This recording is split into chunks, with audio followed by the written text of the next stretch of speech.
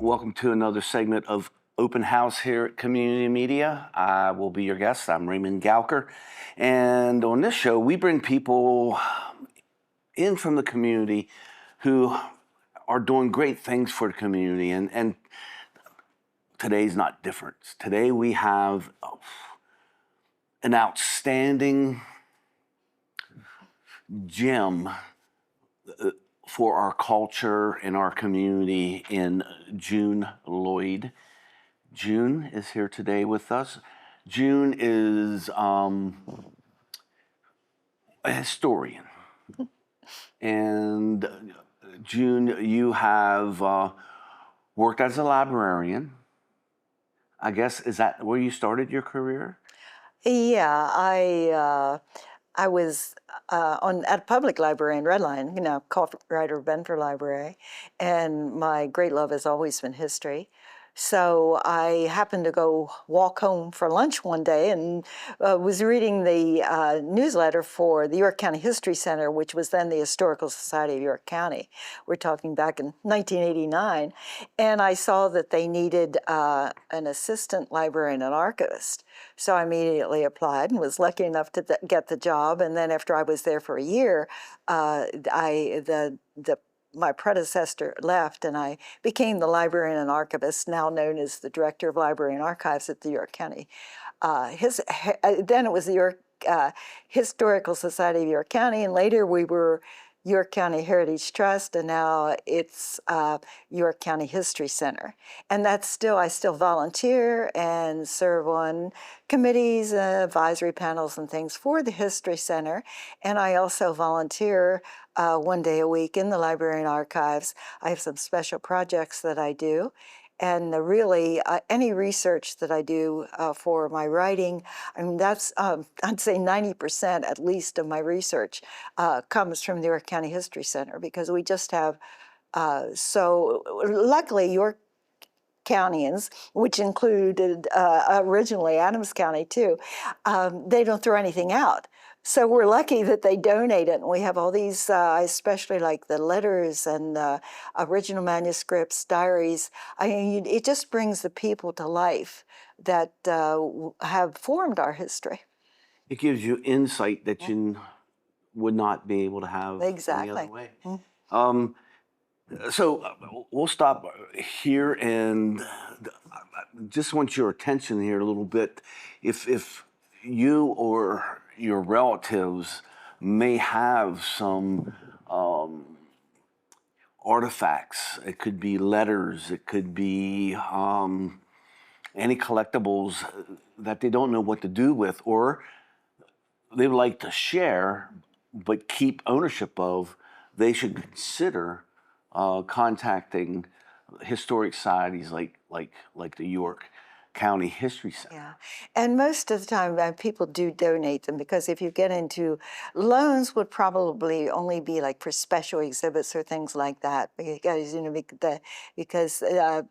it's usually that the ownership is transferred, but then people know they're safe. They're not going to be. I mean, you might be interested. Your children might not be. Right. Or your grandchildren. So if they're deposited somewhere like a historical society, then they'll be kept in the proper environment, acid-free folders, and all that kind of thing, as well as climate control. And that they'll be there for not only your family to come back and look at, but also people like me that use those to do research of the time, whether it's the Revolutionary period, the Civil War, the Gilded Age. That information is there and it's accessible. So you're saying, June, it's a lot better than having it pushed in the backside of your attic. Exactly. Yeah, attics aren't good. Yeah. And, I could just imagine you're at the Historic Society, some people donate things. And as soon as you hear something is being donated, does that get you kind of like curious and anxious? Oh, definitely. As I say, I volunteer one day a week. I usually go in Thursdays, and I'm working on my little special project. But you can't help hear what's going on around you.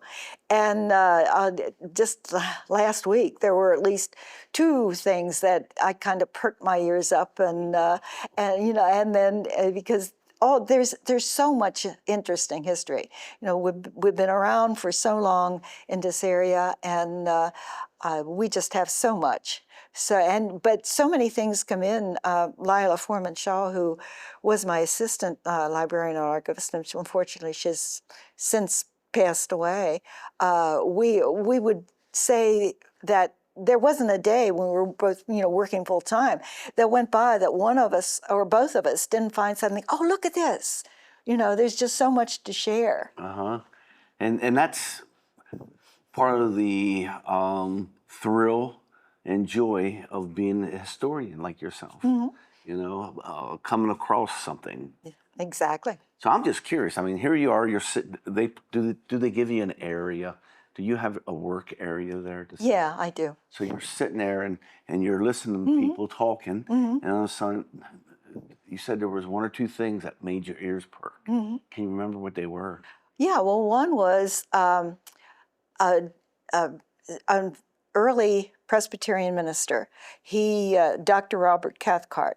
He served the York Presbyterian Church, which is now First Presbyterian, and also the Hopewell, which was like 15, 16 miles away. And he would travel, on the where he lived in York, and he was very interested in gardening. We have his diaries. He talks mostly about vegetables. Amazing what he grew. But in the late 1700s, early 1800s. But I heard a researcher that I know come in and ask for Cathcart's the diaries that we have, and it was interesting because I wrote a column and still doing a blog post for the York Daily Record, York Sunday News, and I do like once a month I do a column, and I had done one on Dr. Cathcart and his diaries and the vegetables. Well, just about a week ago, a gentleman from Ireland contacted me.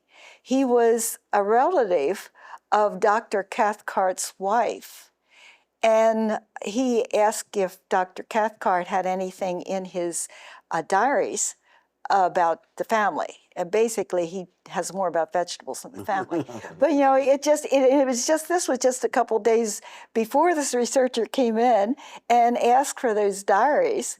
And then also this Irish correspondent told me about this the Family History Society of North Ireland, or something very close to that. And when I went on that website, I saw there are it might be helpful with some of my families that came from Northern Ireland, because I'm Pennsylvania German and Scots Irish, like just about everybody around here originally.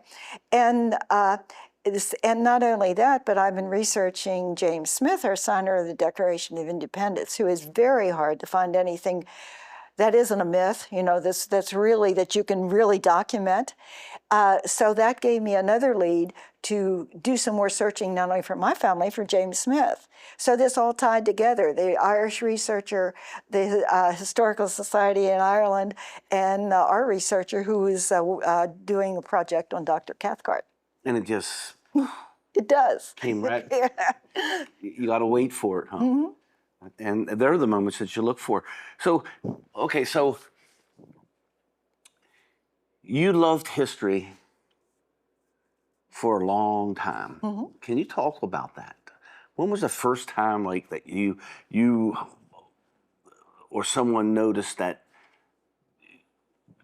you were asking questions or your attention was drawn to something in the family or history?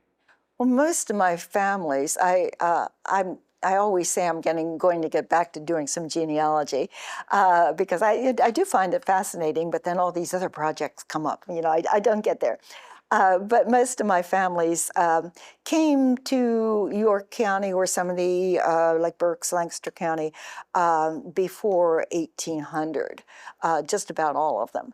So, and I have gotten, back that far. So, I was always thought that was interesting.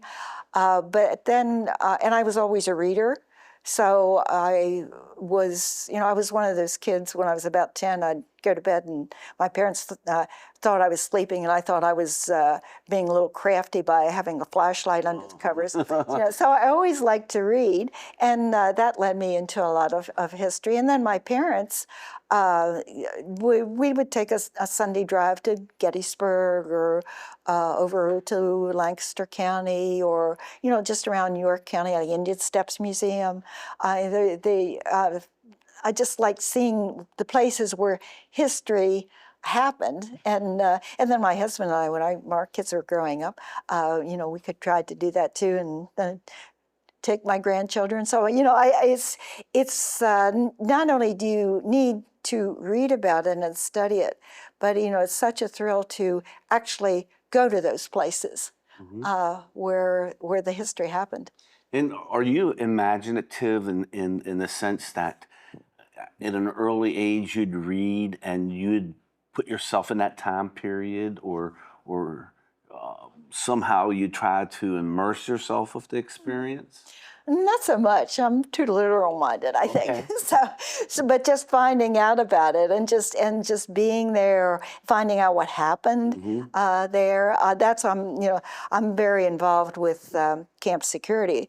Our Revolutionary War prisoner of war camp just east of York. I'm on the board there, and I've done a lot of research. I've spent about 10 years going to the National Archives and looking through the microfilm to find pension records for the guards, which they said were both York and Adams County. And now you can see it online. But it was fun going to Washington because I'd take a lunch break and go to one of the museums. So, I've spent a lot of time doing that. And it's really exciting with camp security because after almost 10 years or so of over 10 years, when through a lot of efforts, Carol Tanzola, our president of the board of camp security, she was instrumental in raising the funds, finally raised the funds to preserve, I think we have 163 acres. We knew the stockade was there, and we have been really looking for it for over 10 years. And just a few years ago, on the last day of the dig, because digs are usually run you have to raise money or get a grant to do a dig. And then you do them in the spring, summer, or fall, usually spring or fall when it's not so hot. But on the last day of the dig, I think it was in 2022, finally located the line. You can see the post holes, which was a corner of the stockade. So we've been working on that. Actually, there's a dig going on right now. And so we're looking for the outline, uncover more of the outline of the stockade, as well as some of the other features, the huts, as they called them, which were the little log houses that both the prisoners and the guards would have stayed in. We need to get that uncovered so that we can start doing some walking trails and signage and really interpret and have the public come in and see, because this is, as far as we know, the really last or it was one of the few to start with, but most of the sites like that have been built over, and that's what happened here. A developer wanted to put a development on it, and luckily, the Carol and the friends were able through private donations and foundations, public agencies to preserve it. So camp security. This was like a fort? Yeah, and that's why it was so valuable going to the National Archives and looking at those pension papers, because not too many of them, but some of them did talk about helping to dig the trenches, or like cut the posts. They were like 15 feet long posts, and they would dig a trench, and then they would, sharpen the ends of these posts so that they could kind of drive them down but refill the trench. And that's how the stockade was connected.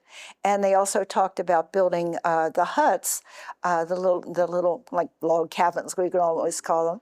There was one of the guards, Andrew Anderson, that talked about not only helping do that, but he and some of his fellow guards, this is when they were just opening it in the summer of 1781, went to the local farmer, and they needed straw to, I guess, to thatch for the roofs of the huts, and so the farmer gave them the straw, but they had to thrash the grain out of it for him first. Okay, so he So got the yeah, grain. and there are just these. I mean, you can have some of these pension papers. Some are like 20 pages. Some can run up to 60 pages.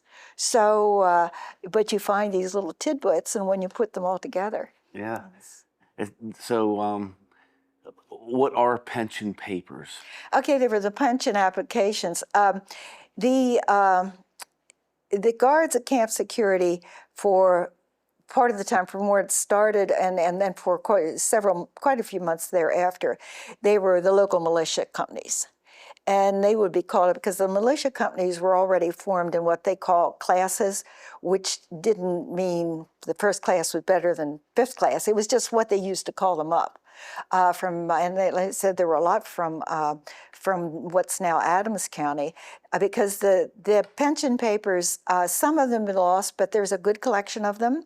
The originals are at the state archives, and then they were in what we call the published Pennsylvania archives, printed years ago. But a volunteer typed those over some years ago, and they're on the Camp Security website, campsecurity.org. So you can actually go do a search and see if one of your ancestors pops up. But now these are what they call the rank and file, the privates mostly, so they didn't get pensions right after the war. Okay. It wasn't until 1832 that the Pension Act was passed that included these militia guards. And then the tours of duty at Camp Security were only about 2 months, so they had to cobble some of that together, or perhaps they served in a regular unit because they had to have 6 months to get a pension. But that's what these pension applications are. So these people were 80 years or older, because they had served there in 1771 to 1773.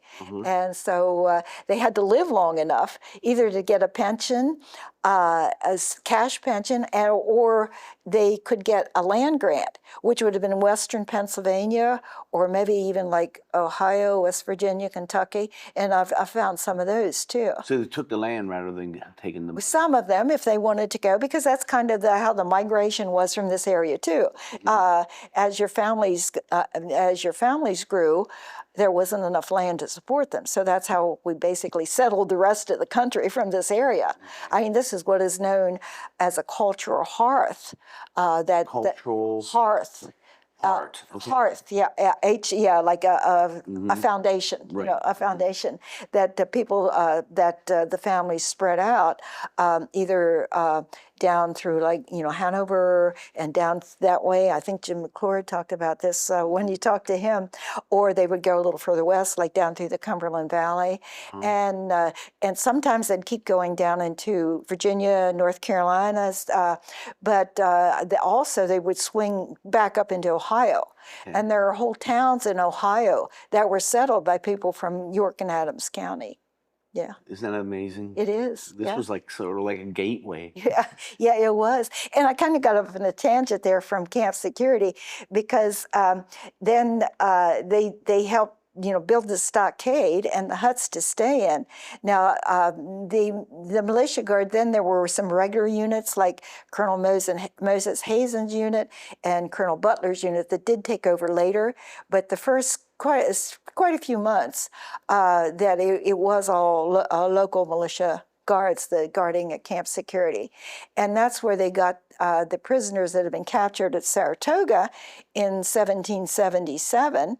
But they had been marched all over the country because the convention, they were called the convention troops, because it wasn't actually a surrender. The document was like a convention, which meant that it was hammered out between General Gates for the Americans and General Burgoyne for the British. And basically what Gates had agreed to was to allow these, I think at that time, because it was British and Hessians, 4,000 or more, he said that they could go, he agreed that they could go back to England. Well, when Congress got wind of this, they thought, well, wait a minute, if we let these troops all go back to England, that'll free up more British troops. They'll just send those back. They may have promised not to come back, but they'll send more troops back. Right. And, we haven't gained anything. So instead, Congress kept finding reasons to keep them here. And first they were outside Boston, the Cambridge area, and then there was a camp in Rutland, Massachusetts, and then they were marched down through here. In fact, a lot of this, especially Hessians, escaped when they were marched, right down through here to Frederick, Maryland, and Charlottesville, Virginia. But then in 1781, when the fighting, more of it came to Virginia, and Congress thought, oh, we better get those prisoners out of there, so we're going to send them to Pennsylvania. And that's when the local military officials were told to find a place, which they did, at Camp Security. Which is located? Just east of York, right off of 462, which used to be Route 30, now that we have the bypass. Okay. Yeah, and it's our goal is to get it open to the public. Right now, it's part of actually the Springettsbury Park. Springettsbury Township. It's in Springettsbury Township, and they kind of administer it. But the Friends of Camp Security, we do the archaeology. In fact, we're working. We had a nice grant, the best grant we ever had from the National Park Service through their American Battlefields Protection Act. Okay. So that's because we need to find more so we can interpret and get the public in there. Right now, every year when we have a dig, we have a day or two where we open it to the public. But it's kind of like off in the middle of a field, the area where we're digging. So we actually have to have them park in a little parking area and shuttle them back and forth. Okay. But one of these days. People can help fund this? Yes.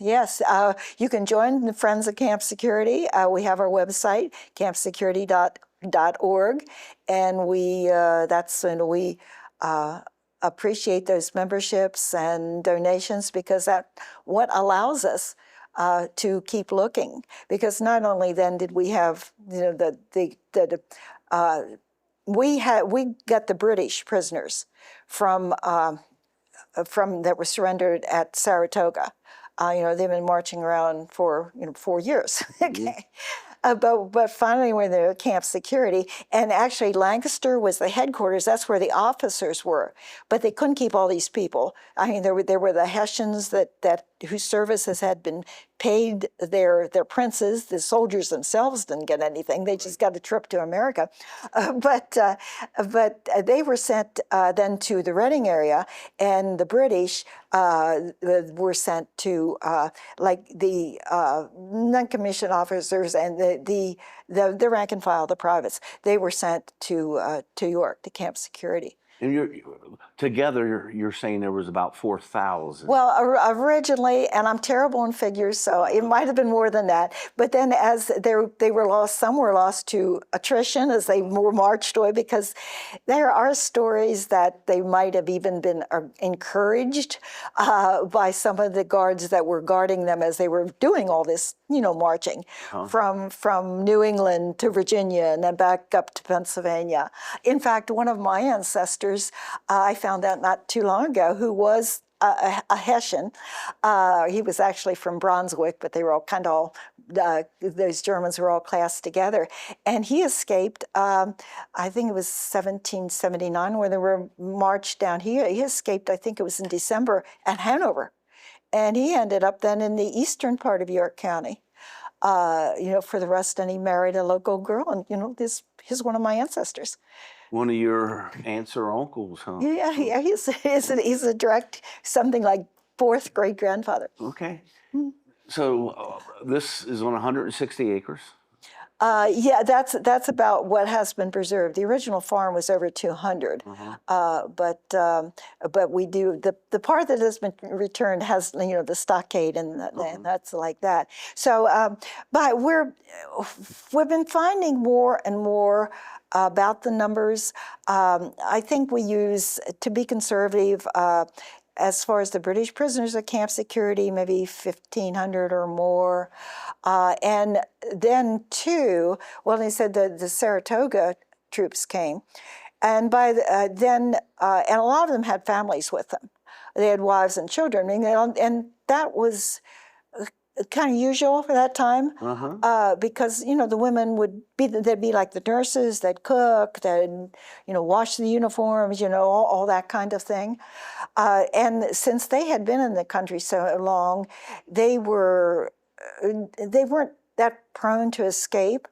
So after they were there not too long, they were allowed to live in like huts outside the stockade, and then the stockade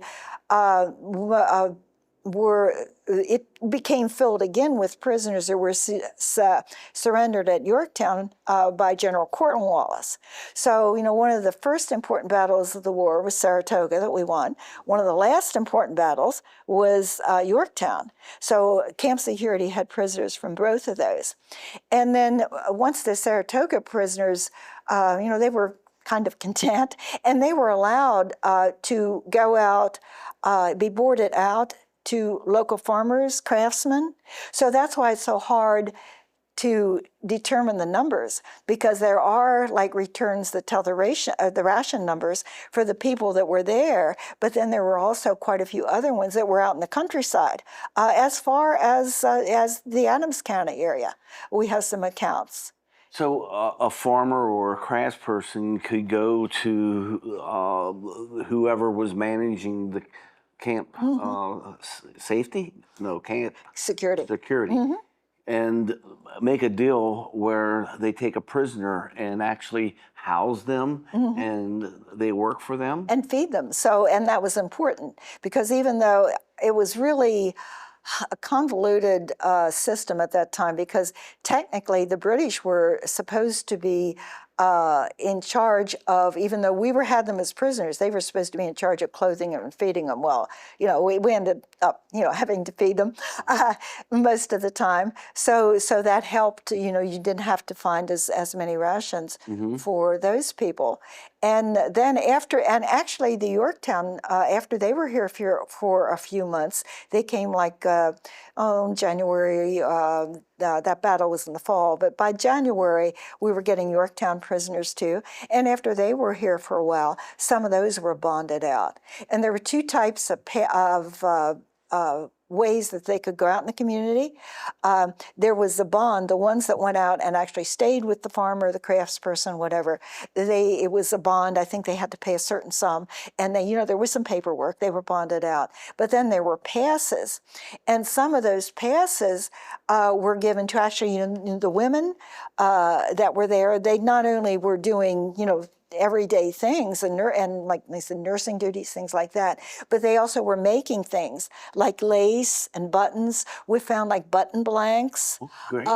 And also they were like making spoons, some metal things like that. But the lace, most of the artifacts that were found at the dig are now housed by the State Museum, by Pennsylvania Museum and Historical Society. But in that collection, there are like hundreds of pins, because these pins, which they could have actually created the pins themselves from wire, but the important thing is that they were making lace.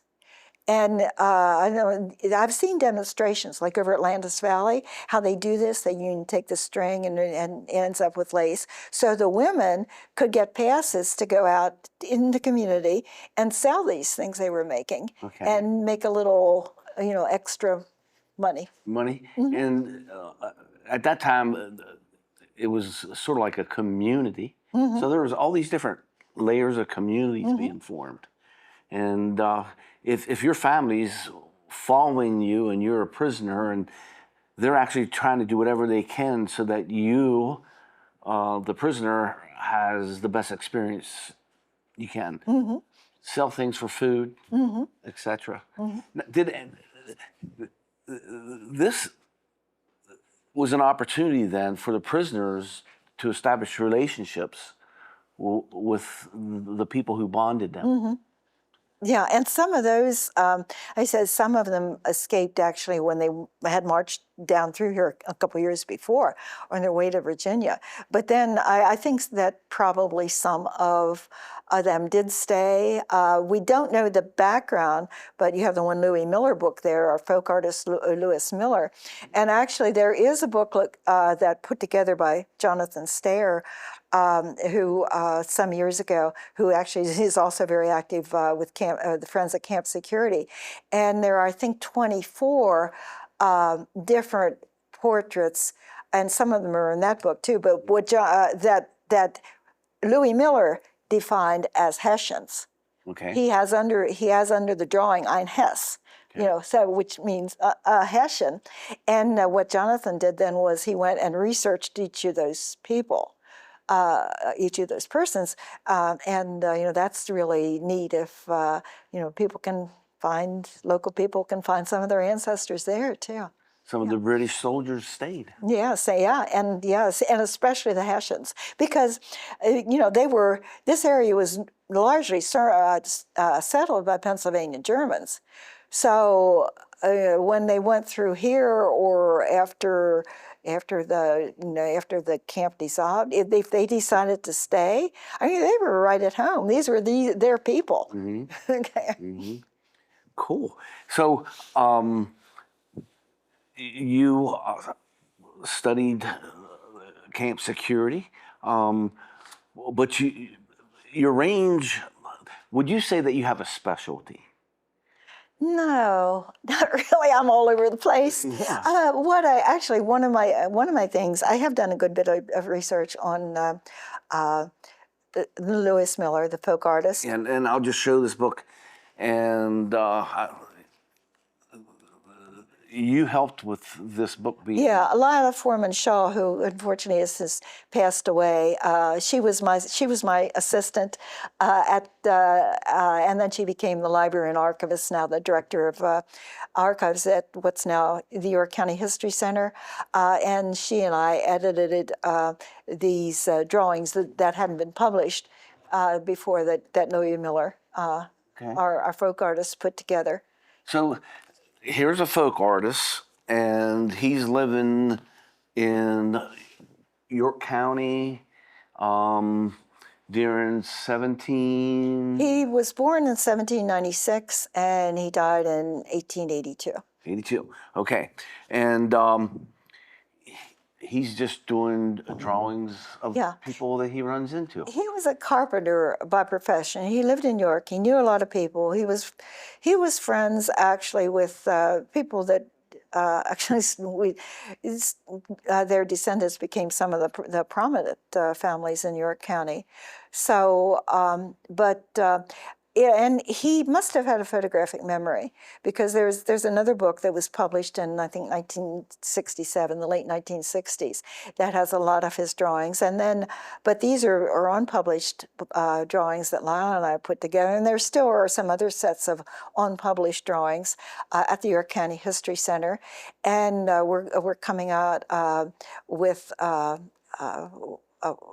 book. It was put together by Jay Davidson. It's not a children's book. It's a book for all ages, but it's kind of like a picture book, and that'll be coming out in I think the fall of 2026. And so I got back into helping kind of edit and look at some of those pictures, because there's just so much. You see all the details, but he illustrates things in, like I said, especially like the earlier book, and also some of the ones that are going to be published in this more of a picture book, of things that happened when he was like 4 years old. But when you look at some of the portraits he did of people that he knew when he was very young, but he did them when he was older, because he seemed to have done, especially like that half of this volume, he did when he was in Virginia. After he retired as being a carpenter, he then moved down to Virginia. His brother who was a physician, had settled many years before in Christiansburg, Virginia, down the Shenandoah Valley. And there was a niece that he went down and stayed with in retirement. And then there's evidence from some of the letters that we have, not too many, but enough to give you some evidence that he actually was creating some of these things and drawings and sending them back to old friends and family members back here, because now he had the time and he had a tremendous memory. He had to have. Yeah, I mean, because he covered some of the things that happened when he was a small child. He also did a series of drawings, a series of travel books, and most of those haven't been published. But he went with a couple friends from York, Alexander Small and Henry Hartzog, and in 1840 they went to Europe, and he kind of broke off with them, and he traveled a lot on foot over Germany, especially the region that he was from, and so many of our ancestors here are from. And he did a very detailed travel book, because he could draw.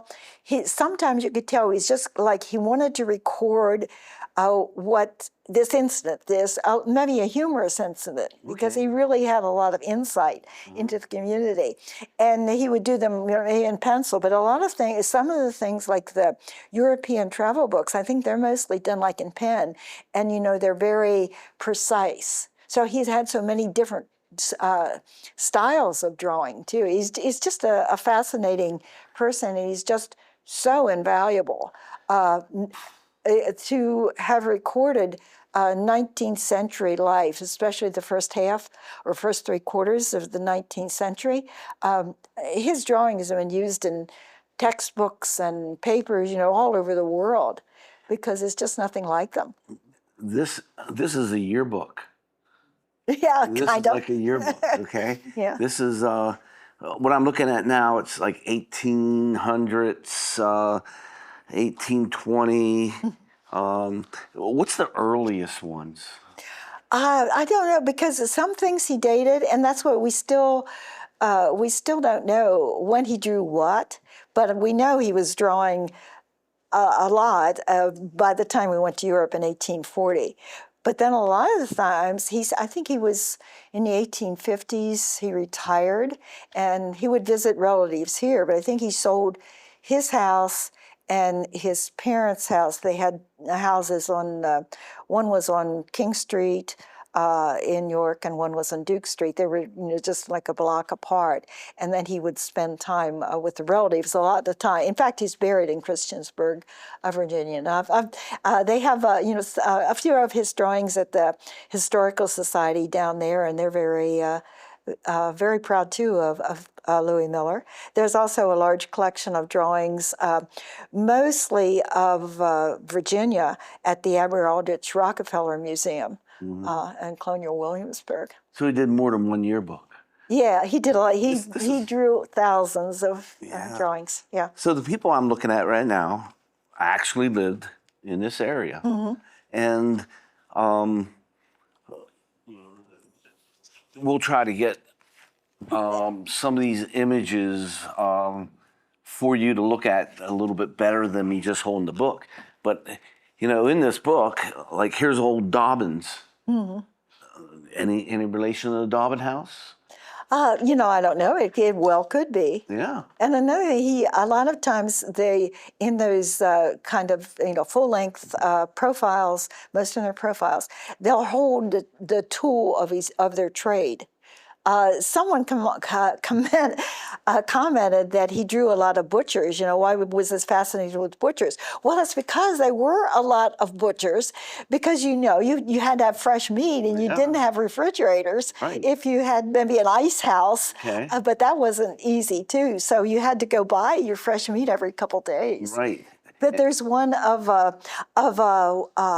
wallpaper, The beginning. or plaster. I think it was a plaster. And what he's holding is like one of those flat plastering trowels, and he also has a rag, because you'd be, Adding it, yeah, smoothing it. yeah. And then here's someone who was a drummer.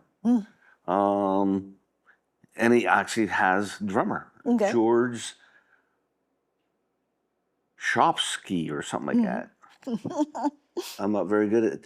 And then Joseph Drexler works in wood, 18. And there's a picture of him with a broad axe. So this gives so much insight. Yeah, and then when you look at these other drawings with the book that was published earlier, there's just, he shows the people doing this. He shows there's one of his drawings could be one of the first representations of a Christmas tree. And there's this little tree, probably decorated with apples and maybe cookies, but the whole family, the mother and the children are sitting around the table. And can't think of the father's name, but he was identified as a blue dyer, that with the indigo, and the family sitting around the table, and you have this, kind of Christmas tree in the picture too. But then he's shown with his vat of cloth, doing the dyeing. So it's just, I can't say enough about what a resource that Louis Miller is. Yeah. And then my other thing, what I started out with actually started as my thesis subject at Penn State Harrisburg when I was working on my master's degree in American Studies, is the Pennsylvania German Taufschein, the baptismal certificates, also one of the divisions of Fraktur, the colorful Pennsylvania German birth and baptismal certificates that were made for York County area children, which I defined as York, Adams, and Northern Maryland, because those people were all over the place, and we turned that into, I should have brought that along. We turned that into a book, it was published by the then York County Heritage Trust. And I still am continuing my research on that too, because they are just so, I've done research on the artists. There are like maybe a dozen identifiable artists, and I have a database, and it's amazing how many I've collected over the past 30 years of examples. People share them with me, send me a photograph of a baptismal certificate, the German baptismal certificate that has been passed down from their family. And I'm up well over, I think, 1,200 in my database. Some of them are hand done. I said there were about 12 known artists. Some were quite prolific, like Daniel Peterman. I think I'm up to around 100.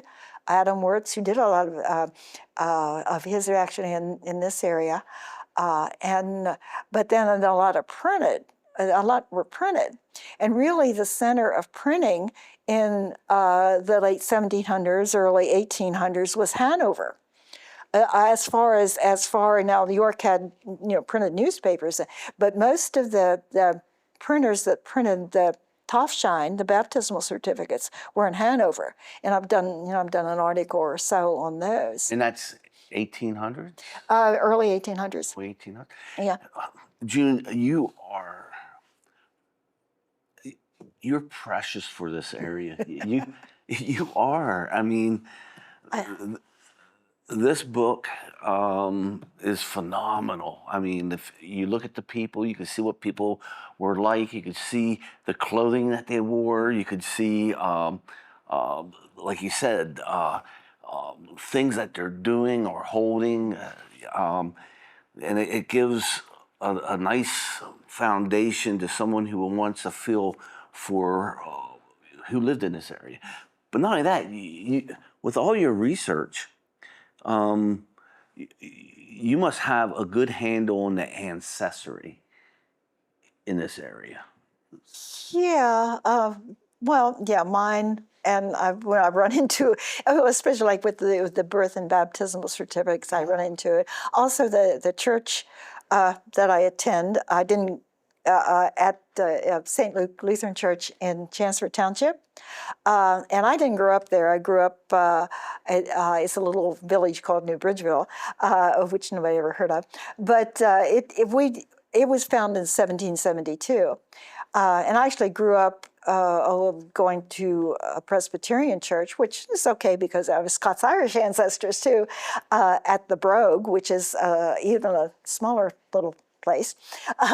And so I know those families. But now, actually, I do attend St. Luke Lutheran Church.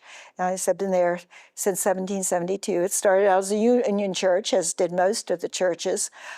In fact, I know Jim McClure mentioned a couple times Dr. Charles Gladfelder, and he was invaluable in my research. Not only was he around that I could ask him things, because he would come at least once a week, I think, and to do research at the York County at then the Historical Society of York County, when he was at the Adams County Historical Society. But all the volumes that were published that he did on the German Reformed and Lutherans, they were published by the Pennsylvania German Society, and they were just invaluable. It's a 2-volume set. But he researched all the early churches, and that I couldn't have done my research on the Pennsylvania German birth and baptismal certificates without the research that he did. But now that I'm active at St. Luke again, actually a friend and I are planning for the 250th to mark, we know of at least 10 Revolutionary War soldiers that are buried in our little church cemetery, where the cemetery isn't so little, the church is little, but the cemetery has been, since it's been around for over 250 years, is fairly large. So we're planning to do that. We know where 3 of them are, including one of my ancestors and one of my husband's ancestors. And their last names were? Mine was Keener, and my husband's ancestor was a Tome. So we know where those 2 are because they had legible tombstones. So, like the veterans, they have the markers, and the Veterans Affairs Office supplies the flags every year. But then by working through the cemetery records, and I am on the cemetery board too, and one of our members had put the plots and the people that own them and people that are buried there in a database, which was invaluable because we're pretty well located where the others are. So now we're trying to figure out how to put a stake and a flag and a sign so that we can recognize those veterans, because there's at least 10 at this little country church in Chancery Township. And in your studies, you found out that this area was very vital and loyal to come together, become a militia, and fight the Revolutionary War. Yeah. In fact, there were some of the first troops that went up to Boston, I believe, that I heard from one of your talks. I mean, can you speak on that? Yeah, well, James Smith and Thomas Hartley, both are pretty well-known patriots. They formed, they were a militia group. Well, actually, they were associators, because associators were volunteers. And then later, under the military, they would become militia. But they formed this company of associators called the York Blues. And we were fortunate enough, when I was the head of the library and archives, that the original muster book of the York Blues came up for sale. And we were fortunate enough to raise enough money purchase it. We had a rare book dealer who was a friend of ours. I think the auction was in New York, but anyway, we do have that in our collection now. And it tells about forming this company, and then they signed it, and I forget how many hundred. I forget how many, but there you have all the signatures of these people. Some signed in English, some signed in German script. But that's one of our treasures. That was one of our first militias in this area. Yes. Now, yeah. before that, they were called associators. Associators, and that was really formed as a company of associators. But then they became a lot of those people that were in that first in the York Blues Company. Then were part of the troops that marched off to Boston. Just a couple months. Well, the first shots were fired in late April 1775 in Eccleston and Concord, and then they marched off from July 1st to Boston. Because Boston was under siege, and they went up to help there. They didn't get there in time for the Battle of Bunker Hill, but they were engaged in some skirmishes, and some they did see some action there. And they marched, and it took them I forget, like 2-3 weeks. I mean, it was a long walk. But they were determined. Yes. When they got there, they were anxious to help. They were, and they were. These were.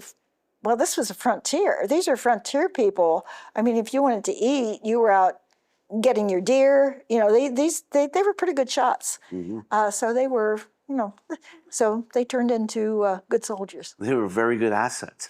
So associators, there's, from my understanding, when the British ruled the area, they didn't let you have a militia, of course. No. But they wanted you to have some type of organized force. Well, I don't know if they did or not. I said this, about as far as the Revolution, I've researched camp security, I've researched James Smith, our signer of the Declaration of Independence, but I'm still learning a lot about the Revolutionary, those things in general.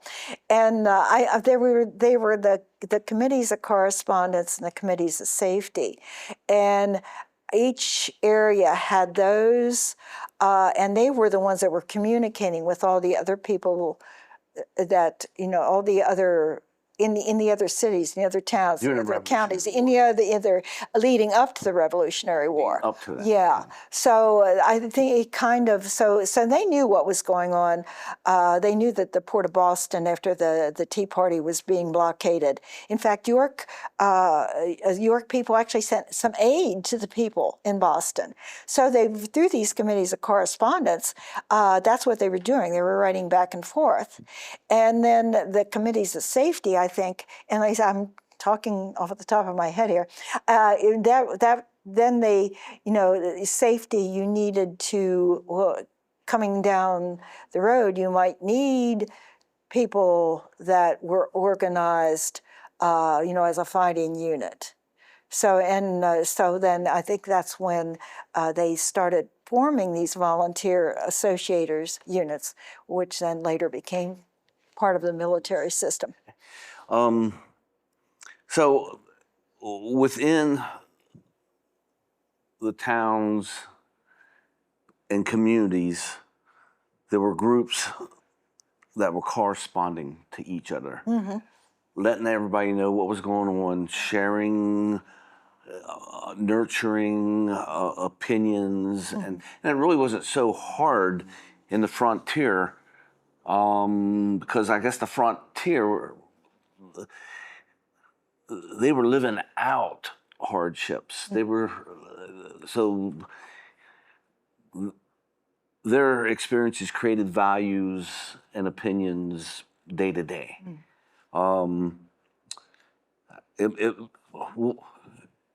Being on the frontier it wasn't easy, was it? No, no, because you had, you couldn't just jump in the car and go see the person 20 miles down the road. You had to get on a horse. Okay, yeah. Yes. Transportation took a while. Yes, transportation did take a while, but they did get together, and then some of the leading, again, James Smith and Thomas Hartley, and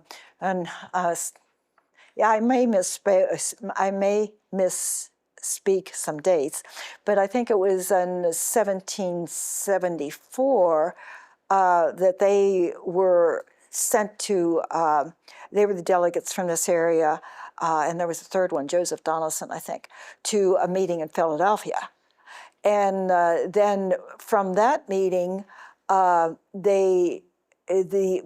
corresponding with the other committees of correspondence, et cetera, in the other colonies, is when they recommended forming the First Continental Congress.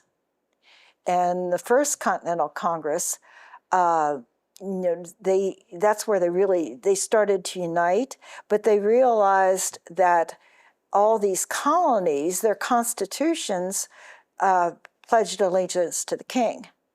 So one of the recommendations, but they met, I think, from July, I can't think of the dates, to October. I'm not sure, May or October, 1774, but they recommended that there be a Second Continental Congress to meet in 1775. But in the meantime, then the Congresses realized that the states would have to change their constitutions. They'd have to write a new constitution. So James Smith, again, with a couple of the others, patriots from York County, attended the Pennsylvania Provisional Conference, and that was what they did was, and they only met for a week. James Smith and I think it was Thomas McKean and Benjamin Rush were actually asked to overnight write a recommendation. So they did. They came back, and this was a Sunday. They met every day. Mm-hmm. And I cover this in the article that I wrote on James Smith for our upcoming Journal of York County Heritage for the York County History Center. Mm-hmm. They did this nice little document that what they recommended was that Pennsylvania was actually declaring themselves independent from the British, and that they recommended it that Pennsylvania Constitutional Convention be called so that they could write a new constitution. Mm-hmm. So we're talking now, we're into when we get into 1776, I have my dates. There are so many of them, and so James Smith again. Then he was named as a delegate to the Pennsylvania Constitutional Convention in 1776. And then a couple weeks after that started, he also was named as our delegate to Continental Congress, and that was July. I think the Constitutional Convention started the beginning of July, but he joined Congress then on the 20th of July, 1776. So the Declaration of Independence had already been presented, but basically John Hancock, signed it. But all these other people, including James Smith, then signed it after he became a member of Congress. Mm-hmm. So he was very instrumental and was relied upon by the officials of Pennsylvania. Mm-hmm. To move our independence forward. Mm-hmm. In a sort of a legal way. Yeah. Yeah, and he wasn't a lawyer. He wasn't a lawyer. He was an attorney. Yes, and he then served in Congress. And some of not too many of his letters exist, but we do have some. There are some in our collection, very few at the York County History Center. But Henry Young, who was, the director of the Historical Society back in the 1930s, he collected from all over the country. He collected James Smith's correspondence. That wasn't easy as emailing you a document or even doing a photocopy. Because what he had to have when he located them in these institutions, which wasn't easy to start with, was that they had to make what they call a negative photostat. You've probably seen those. Okay. So, he gathered these letters. And so what we do have, we have like a couple dozen letters. And they have been printed in our Journal of York County History that we put out each year. My favorite ones are, I think there's 4 or so, that he wrote then when he was serving in Philadelphia in Congress, and he wrote back to his wife Eleanor in York, and they had 4 children. The oldest ones probably were in their teens because he married fairly late, and he had these. So he was, always he was telling her things about what was going on in Congress. She evidently was interested in that, but he also was, talking about the family. Give his love to the 4 children. Mm-hmm. So we know some about, we know the most, I think, about his personal life from those letters. But at one time, he actually, because he wasn't, some of the people in Congress were wealthy, some weren't. He was an attorney, so he wasn't, he wasn't poor, but he had to keep working as an attorney. And at one point, he even thought about moving to Philadelphia because he must have been picking up a few cases while he was in Philadelphia. But then he looked at the cost of living, and he told her, "No, I think we should probably stay in York because it would cost more to live here." Mm-hmm. So that's very special for our area, York, that we have someone whose signature is on the Declaration of Independence. And did he not read that to the people in York?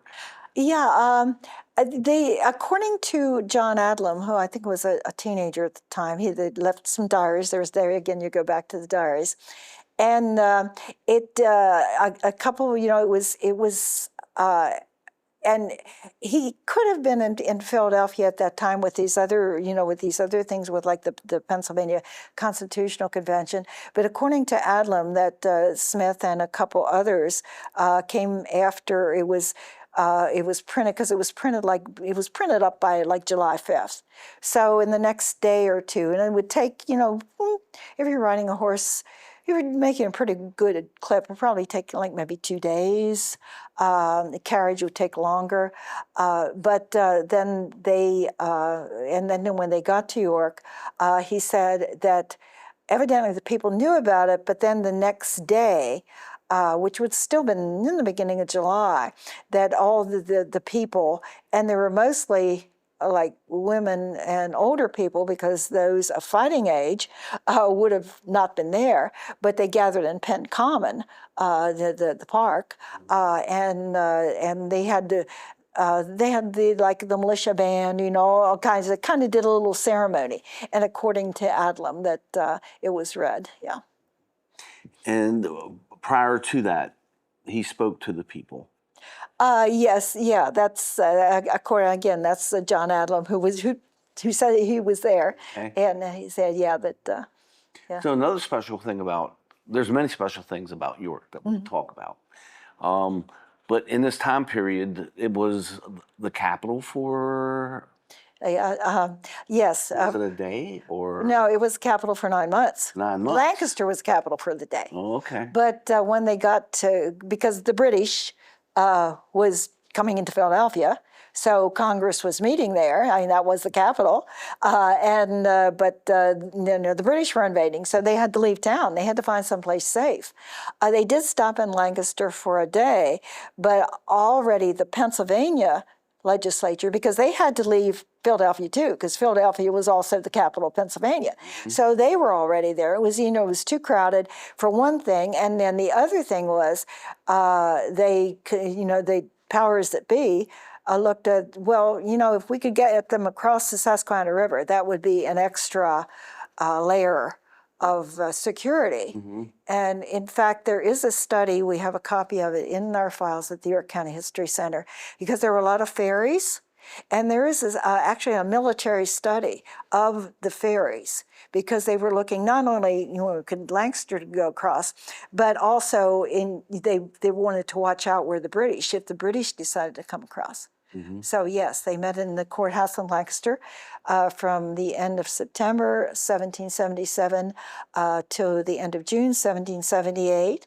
And while they were there, the Articles of Confederation, our first Constitution, was adopted in November of 1777. And then that led to another very important, essential piece of our revolutionary history, because once the Articles of Confederation showed that we were an entity, we weren't just these colonies, we were states, we were united. And so then that made it easier for people like Benjamin Franklin, who was in Paris trying to convince the king of France, because we needed help. We couldn't do this all ourselves. I mean, this was Great Britain with their established army. We were here with, our militia companies, So we needed France's help. So what that led to was in May of 1778, when they were still meeting here in New York, was the treaties of alliance and the treaties of amity and commerce that were signed with France. Because frankly, I don't think we could have won the war without France's assistance. They sent, they sent arms, they sent money, they sent generals like, or became generals like Lafayette. So we really needed their help. Is there anything about the history of York, Adams County, that people don't talk about, that we should spend some time thinking about? Oh, there are so many things, and that's why it's just fun when these things pop up. So you might be looking through the files of the York County History Center. You're looking for one thing, and then you see this other find. Oh, what's that talking about? And the one thing was Jackson County. If we could actually be sitting now in Jackson County, because there were bills, several of them, presented to the Pennsylvania State Legislature in the 1830s, when Jackson was president, hence the name of the county. And because there was a real movement to carve Jackson County out of part of York County, part of Lancaster County.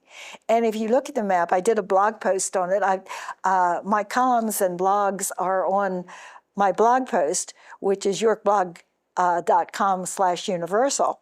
And I know there's probably, well over 1,000 posts on there. And one that I did was because when I was doing my newspaper column, I was also do the post them on the post on Jackson County. And we had this map, like a big piece, like a blueprint size of a hand-drawn map showing Jackson County. So I started doing some research in the volumes, the minutes of the state legislature, et cetera. And it would have stretched like from Spring Grove would have been in it. And so would have New Oxford. It would have gone from Spring Grove to New Oxford and like to Big Mount. So that whole area, a lot of it would follow the Conewaga Creek. And the county seat would have been Hanover. And as I say, it was introduced several times in the state legislature. And then there were people that were for it and people were against it. But I know at one point there were quite a few of the leading citizens of Hanover who were for it. Oh, sure. Because, so we could not be sitting in Adams County here. We could be sitting in Jackson County. And Adams County would have been a little bit, it still would be on the other side of New Oxford, going to Gettysburg, etc. I never heard that. Yeah. That's very interesting. And you love to write. Well, I like having written. I think Jim McClure mentioned that too, but that's what I always say. I mean, I love to research. But to get it down, I'm a slow writer. It takes me forever because I kind of like think it out as I go. But then, I'm really pleased when I've written something that I can share, because that's what it's all about. I mean, you can research, but if you keep it to yourself, and I think Jim had addressed this too, that we seem to have a community of people working on local history that are sharing You know, they're not keeping it close to their chest. No. If they find something, they say, "Hey, look at this," Mm-hmm. and then this person can kind of go with it. And that's like something in the community historians that is very popular is to share. Yeah. More so now than before. Yeah, and one thing that I'm glad that they're doing more research on was when the Mifflin House in the Wrightsville area, Jonathan Mifflin, who did serve in the Revolutionary War, but then it was a station, a known station on the Underground Railroad.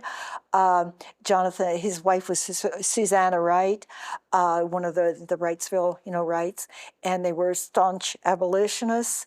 And it was just a few years ago in danger. It was going to be torn down. It's in the middle of an industrial park, kind of, or at the edge of the industrial. But now it has been saved. The Lower Susquehanna Heritage Region is there. It's going to be a museum. But when they were working to save that, I kind of got interested in it. I did some research, and we were lucky to have quite a bit of information on the property itself, including a photo album that someone had donated because her family had used the house in the 1800s as a summer home. So, so I did some research then, but now that the Heritage Region is going to be working on it, and they're doing a lot more. So, I'm excited to see. I'm excited to see what they're doing. I'm excited to see what like Scott Mingus does on the Civil War, and all these various historians that have kind of a specialty, but it kind of all ties together. Okay. And everyone, is really sharing. Our youth. Do we have the passion that you have in our youth to Yeah, there have been. I mean, just recently, there have been like younger people. Well, for instance, like the Board of Camp Security. We actually have a just. Ben Workley, who just graduated from York College with a history degree, and he's going on for his master's degree in history, and he did his senior paper on camp security and did a nice display and things. And he's been actually he's on our board now, but he actually he's one of these people that's happy to go like to the Library of Congress or Historical Society of Pennsylvania physically to look at the things that haven't been microfilmed, and because that's what you have to do. There's so much more out there, and it's really great that it's all coming online, but it's really exciting to have some of these younger people, and he's just one example. I know there are some teachers that are younger that have started history programs, local history programs in their high schools, and there's a lot of younger people getting. It really makes you hopeful for the future because there's a lot of younger people that are getting involved in history. So there's some mini-me's like you. Okay, well, I don't know. I hope so. Well, I think they'll find out. They'll find a lot more than I have, but I think they will enjoy it too. Okay, cool. As I do. You've been very, very active in the history. You've helped our community celebrate our culture. Why is it important that we stop and think about what happened in this area? Well, you learn from history. If you don't, you keep making the same mistakes. Unfortunately, a lot of times the powers that be don't learn from history. But if you really pay attention to what happened, you can go forward instead of just going backward or being stuck in a rut. Mm-hmm. Good enough. Okay.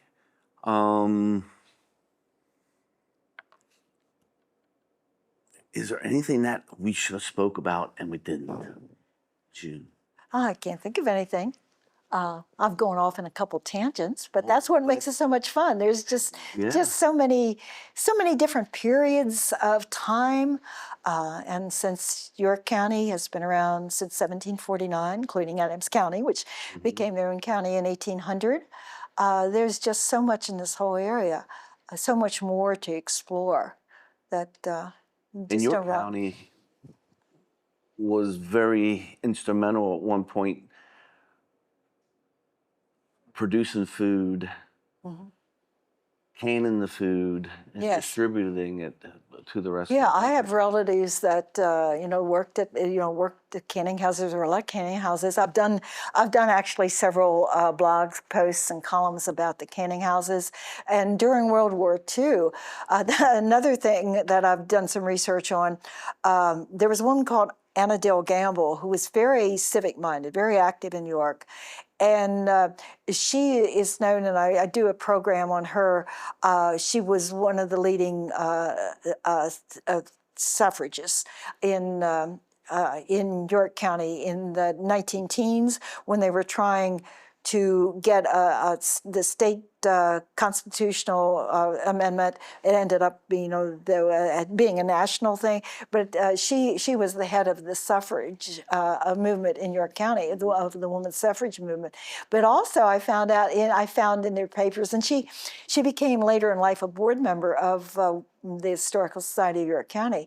So we have some of her papers and scrapbooks.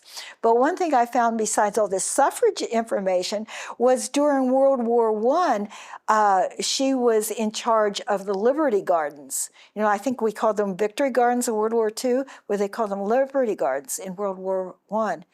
And she had trained people that worked on the railroads, cultivating gardens by the train tracks, besides everybody in their little backyard. Because, during World War I and World War II, if we could feed our people with these gardens, then the crops and that were canned could be sent to the troops. So there are just so many things like that one thing leads to another. And I also wanted to make sure I mentioned that I was on the advisory panel, so I'm excited, and I'll be excited anyway, that the York County History Center will be opening. I think the public opening is July 3rd. We'll be doing our Revolutionary York exhibit, which is our first changing exhibit in our new museum. If you haven't, anybody that hasn't been to the York County History Center, we moved, it'll soon be 2 years ago, we moved to the Steam Plant building on Pershing Avenue, and I was helped in some of the exhibits there, and really proud of the museum. There's just so much history. But then we're doing this first exhibit that'll be up a couple years, just focusing on York County and the Revolution and as part of America 250. So I hope everybody comes to see that too. And another thing I found interesting when I was looking through your blogs and your writings and stuff was that you wrote about slavery in this area a little bit. A little bit. Scott Mingus has done a tremendous job on that. But yeah, it was, when you start looking through these old newspapers, it just kind of hits you when you see that there's an ad for a runaway slave. And you realize then that, well, there were enslaved people here too. It was not a pretty part of our history, but it is part of our history. It's part of our culture. It's part of our culture. June, thank you so much for coming in. Thanks for your passion that you've had since you were a small girl, and your parents kind of fed that, and as you did to your grandkids. Is there anybody in your family, your grandkids, or your sons or daughters? Yeah. Are they like you? I think most of my family, they like to go to museums. Okay. Yeah. Do you guys play scramble and games like that, history games when you get together? Do you play trivia? Yeah. We have in the past. Yeah. Okay. Yeah. They're very lucky to have someone like you. Okay. They Is there? don't have a choice, so They don't. they'll hear about history whether they want to or To not. not. But my belief is that they chose you. Okay. They said, I want to be born in that. I Thank think you. they chose you. They were very lucky too. Is there anything you'd like to say to the people watching before we leave? Well, I just thank you for the opportunity. I think this is a great uh, venue to share our history because we have such a rich local history. And with all my years still continuing as a volunteer at the York County History Center, I just hope everybody comes and sees our museums. We have our new museum, we have the Agriculture and Industrial Museum, the Fire Museum. There's just so much history. And also, though not only the York County History Center, but so many of the communities have their own museums like New Oxford, Red Lion, where I lived for many years. If you get involved with those historical societies, you're going to learn a lot about where you live, and it really makes you richer for it. You really have this sense of place. Maybe your ancestors lived there, maybe they came later, maybe you came later, but still it's where you are now. And it's just so exciting to learn about what happened here. Mm-hmm. And, hopefully you find a passion in your heart for that. Yeah. And it also gives you a reference of who you are. Where you live, sense of community, and then to connect with people that might have the same interests as you, builds the community. And I think a great community is a connected community. Yes. Yes, and we started out here mostly Pennsylvania Germans and Scots Irish, mostly Protestant. A few Catholics, like the ones that had Conegawaga Chapel was very early, and there was there were some in the town of York. But now we need to embrace everyone else, and some have been here. African Americans have been here since Revolutionary times, and I'm so glad that there's so much more the African American history. The Crispus Attucks just opened their new. I haven't been to it yet. They just opened it very recently in York, brand new museum, and then the Latin community, and and then there's the Asian. There's so many people coming, and it's so nice to see them make their home here. I know one thing, I usually walk up to Central Market at lunchtime when I'm at the History Center. It's only a block and a half away. And there's so many new ethnic food stands. And it's so nice, it's a nice way, it's great food, and it's also a way to share the culture. So I think, we need to welcome everyone, because everyone that's come, whether your ancestors came in 1750 or if they came in 2010 to this area, we're all part of the same community. And it's exciting to see how all those communities are, I think, meshing. And if you look at the history of our communities, those values are very strong in the values of the Latin community, the Hispanic community, the Asian community, where you have a strong passion for family, and a strong spiritual base, and a knitted community where each other's helping each other move forward. Yes. So it's good to see. Yes, it is. June, if anybody would like to keep up with you, I dare you to try to keep up with June. I dare you. But if they wanted to keep in tune with what you're looking at right now, and and your insights. You do have a blog. I do, and I haven't, it's been a couple of years since I've done a post. I used to do like several a week, but I've been involved in some of these other projects like Camp Security and James Smith that I really have been neglecting that. I plan to get back to doing that.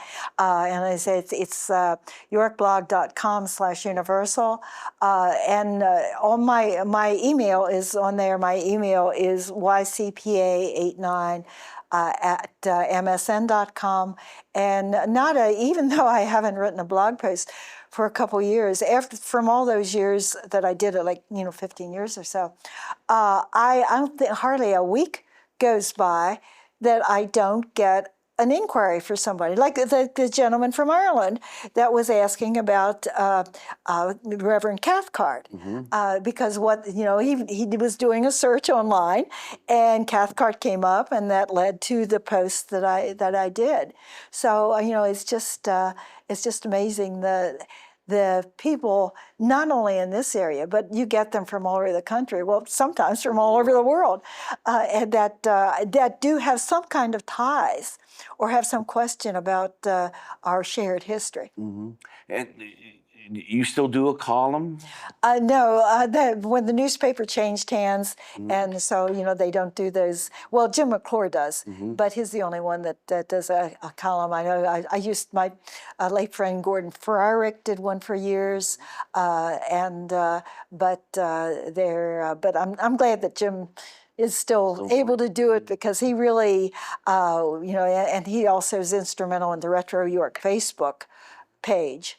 I know there's many thousands, I forget how many thousand of members now on that, and people just jump in and share what they know, or they ask questions about the history of the region, and somebody asks a question, and the next thing you know, there's 50 answers. People have chimed in because people know things and they're glad to share it. And you can get online and see your past posts. You can get online and sometimes you can see some of your columns. This is a book that you're very much part of, and you have another one coming out, you're saying? Yeah, there's one, that one I helped edit, but there's a gentleman by the name of Jay Davidson, who is originally from York, lives out of the area now, put together, it's like a picture book, but it's not a picture book just for children. It's a good introduction to Lewis Miller, and that's going to be coming out soon, yeah. And that'll be available at the York County History Center. And there's still, I think, some copies of these. I did do the book on the Pennsylvania German birth and baptismal certificates. That's out of print, but I still do have. I bought the last couple cases when it went out of print, because I do a program on the Proctor, York County area Proctor. So I always take, because somebody always wants some. So I do have a few of those left. Is there a picture of James Smith in this? There is. Now, he's in as an older man, because we really don't know what James Smith looks like. There's supposed to be like 2 portraits that have been used, and they don't look much like each other.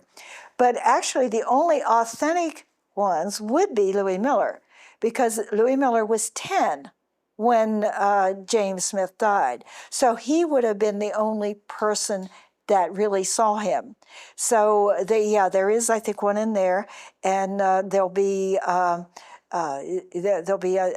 think at least one in the Journal of York County History. But he did depict him as an older man. We still don't know what James looked like as a younger, as he would have been when he signed the Declaration of Independence. But Lewis Miller is the only person that we know of that actually did draw someone that did see James Smith, and he actually lived only like around the corner. Saw him often. Yes, he would have seen him often. I mean, there's a big debate here in the New Oxford area that James Smith looks a lot like Bob Wilson from the New Oxford Historic Society. That's my vote, and that's how I'm going. So, June, thanks a lot. Well, thank you for having me. And thanks a lot for working with the New Oxford Historic Society and community media in celebrating the 250th anniversary. There's a number of different productions that's been rolling for the last couple of months, and I think Um, the community will be proud of the efforts that everybody's putting forth, Yes. and thanks for being Great part of that. program. Well, thank you. Thank you for doing all this. Okay. Thanks for watching this segment of Open House here at Community Media. And until we have time to bring another awesome individual like June Lloyd into the studio so you can enjoy their passion, stay healthy, and remember, you are the best.